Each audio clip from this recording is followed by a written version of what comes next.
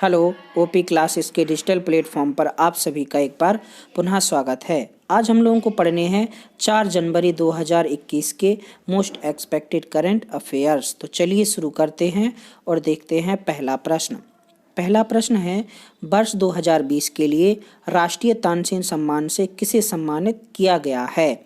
तो हाल ही में 26 दिसंबर 2020 को ग्वालियर में आयोजित तानसेन समारोह में संतूर वादक सतीश व्यास को राष्ट्रीय तानसेन सम्मान 2020 से सम्मानित किया गया है। सतीश व्यास संतूर वादक हैं तथा इनके पिता को वर्ष 1999 में तानसेन सम्मान से सम्मानित किया गया था। सतीश व्यास के पिता CR व्यास गायन के क्षेत्र में राष्ट्रीय तानसेन सम्मान से सम्मानित किए गए थे। राष्ट्रीय तानसेन सम्मान के तहत सतीश व्यास जी को 2 लाख रुपए, शॉल, सम्मान पट्टिका तथा श्रीफल भेंट किया गया है। बात की जाए तानसेन सम्मान की तो प्रत्येक वर्ष मध्य प्रदेश सरकार राष्ट्रीय तानसेन सम्मान देती है।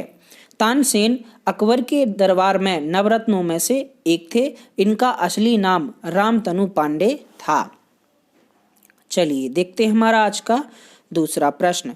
दूसरा प्रश्न है, टीके और टीकाकरण के लिए ग्लोबल अलायंस के बोर्ड सदस्य के रूप में किसे नामित किया गया है? तो हाल ही में टीकाकरण ग्लोबल अलायंस के लिए सदस्य के रूप में नामित किए जाने वाले व्यक्ति डॉक्टर हर्षवर्धन हैं। डॉक्टर हर्षवर्धन केंद्रीय स्वास्थ्य मंत्री हैं तथा 1 जनवरी 2021 से वे सदस्य के रूप में कार्यभार संभालेंगे। इससे पहले इस पद पर म्यांमार के म्यूट हेटवे थे। बात की जाए global alliance for vaccine immunisation की तो यह विश्व स्तर पर टीकाकरण के लिए काम करता है। चलिए देखते हैं हमारा आज का तीसरा प्रश्न। तीसरा प्रश्न है, उत्तराखंड उच्च न्यायालय के मुख्य न्यायाधीश के रूप में किसे नियुक्त किया गया है? तो हाल ही में न्यायमूर्ति राघवेंद्र सिंह चौहान को उत्तराखंड उच्च न्यायालय का मुख्य न्यायाधीश बनाया गया है। श्री राघवेंद्र सिंह इससे पहले तेलंगाना उच्च न्यायालय के मुख्य न्यायाधीश थे। बात की जाए उत्तराखंड राज्य की तो उत्तराखंड का गठन 9 नवंबर 2000 को यूपी से अलग करके किया गया था। वर्ष 2006 तक उत्तराखंड का नाम उत्तरांचल हुआ करता था।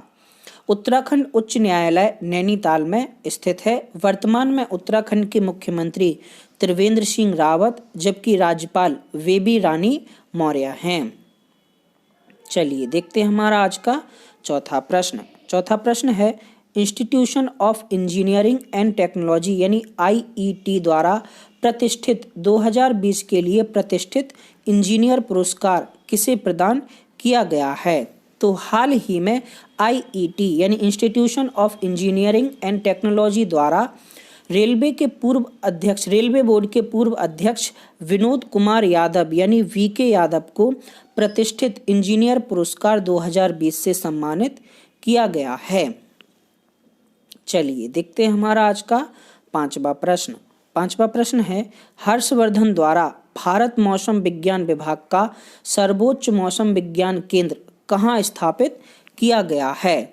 तो हाल ही में लद्दाख के लेह में भारत का सबसे ऊंचा मौसम विज्ञान केंद्र स्थापित किया गया है। यह मौसम विज्ञान केंद्र 3500 मीटर की ऊंचाई पर स्थित है, जो कि भारत का सबसे ऊंचा मौसम विज्ञान केंद्र है। इसके द्वारा नुब्रा घाटी, चांगथांग, पेंगोंग झील, आर्यन वैली आदि के मौसम की सटीक जानकारी मिल सकेगी। बात की जाए लेह की तो लेह लद्दाख के 2 जिलों में से एक है। लद्दाख को 31 अक्टूबर 2019 को केंद्र शासित प्रदेश बनाया गया है। वर्तमान में राधा कृष्ण माथुर लद्दाख के उपराज्यपाल हैं। चलिए देखते हैं हमारा आज का छठवां प्रश्न। छठवां प्रश्न है, मध्य प्रदेश के उच्च न्यायालय के मुख्य न्यायाधीश के रूप में किसे नियुक्ति दी गई है? तो हाल ही में न्यायमूर्ति मोहम्मद रफीक को मध्य प्रदेश उच्च न्यायालय का मुख्य न्यायाधीश नियुक्त किया गया है।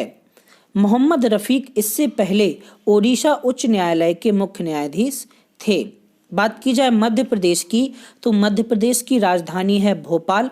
वर्तमान में शिवराज सिंह चौहान मध्य प्रदेश के मुख्यमंत्री हैं। मध्य प्रदेश की वर्तमान राज्यपाल आनंदीबेन पटेल ने न्यायमूर्ति मोहम्मद रफीक को न्यायाधीश की शपथ दिलाई। मध्य प्रदेश में कुल 6 सांस्कृतिक क्षेत्र हैं, जिनमें निमाड़, मालवा, बुंदेलखंड, बघेलखंड, महाकौशल तथा चंबल शामिल हैं। मध्य प्रदेश का गठन 1 नवंबर 1956 को हुआ था। इस हिसाब से मध्य प्रदेश का स्थापना दिवस 1 नवंबर को मनाया जाता है। चलिए देखते हैं हमारा आज का 7वां प्रश्न। 7वां प्रश्न है, एस.एल. धर्मेगौड़ा का हाल ही में निधन हो गया है, वह किस राज्य के परिषद के उपाध्यक्ष थे? तो हाल ही में कर्नाटक विधानसभा के उपसभापति एस.एल. धर्मेगौड़ा का निधन हो गया है। उन्होंने आत्महत्या की है तथा उन्होंने अपने सुसाइड नोट में लिखा है कि सदन में उनके साथ हुई बदतमीजी से वे बहुत दुखी हैं और आत्महत्या कर रहे हैं। उनका शव कर्नाटक के चिकमंगलूर के रेलवे ट्रैक के पास मिला है। हाल ही में सदन में कांग्रेस ने उन पर अध्यक्ष पद हथियाने का आरोप लगाकर उन्हें कुर्सी से हटा दिया था और इसी से वे बहुत आहत चल रहे थे। चलिए देखते हैं हमारा आज का अगला 8वां प्रश्न।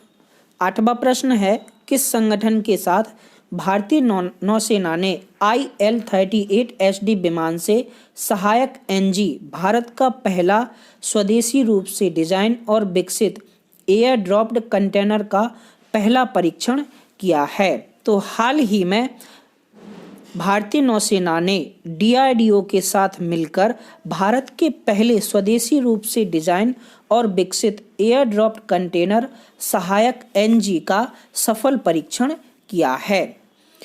बात की जाए सहायक NG एयर ड्रॉप्ड कंटेनर की, तो यह 50 किलोग्राम वजन ले जाने में सक्षम है तथा इसे किसी भी विमान से आसानी से उतारा जा सकता है। बात की जाए DRDO की, तो इसे defence research and development organisation के नाम से जाना जाता है, जिसकी स्थापना वर्ष 1958 में हुई थी। वर्तमान में doctor G Satish Reddy DRDO के प्रमुख हैं। चलिए देखते हैं हमारा आज का 9वां प्रश्न। 9वां प्रश्न है, भारत मौसम विज्ञान विभाग यानी IMD, जो कि पृथ्वी विज्ञान मंत्रालय के अंतर्गत आता है, की स्थापना कब हुई थी? तो भारत मौसम विज्ञान विभाग की स्थापना सन 1875 में हुई थी। यह पृथ्वी विज्ञान मंत्रालय के तहत कार्य करता है और यह मौसम संबंधी सभी जानकारी तथा भूकंप के पूर्वानुमान को बताता है।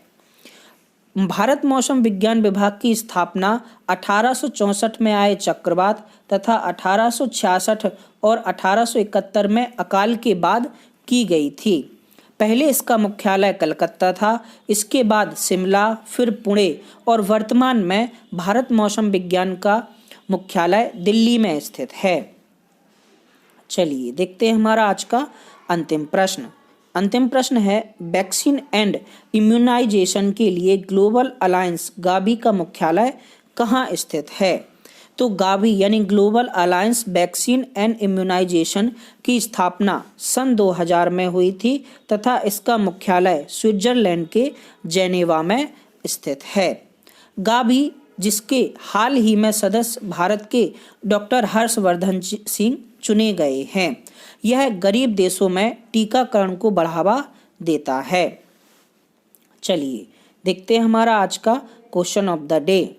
4 जनवरी 2020 का क्वेश्चन ऑफ द डे है, कर्नाटक के वर्तमान राज्यपाल कौन हैं? बंडारू दत्तात्रेय, भगत सिंह कोश्यारी, नजमा हेपतुल्ला या फिर वजुभाई वाला। इसके अलावा सेशन ऑफ द डे का क्वेश्चन है, उत्तराखंड राज्य का गठन किस वर्ष किया गया था?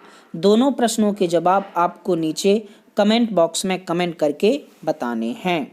3 जनवरी 2021 का क्वेश्चन ऑफ द डे था, भारत के सबसे लोकप्रिय लोक नृत्यों में से एक छऊ मयूरभंज किस राज्य से संबंधित है?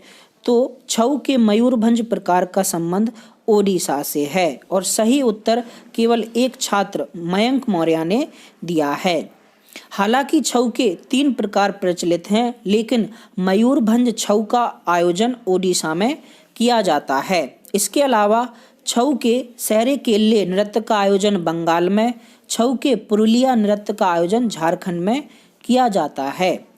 मयूरभंज छऊ की खासियत यह है कि इसमें नकाब का प्रयोग नहीं किया जाता है। बाकी सरेकल्ले छऊ तथा पुरुलिया छऊ में नकाब का प्रयोग किया जाता है।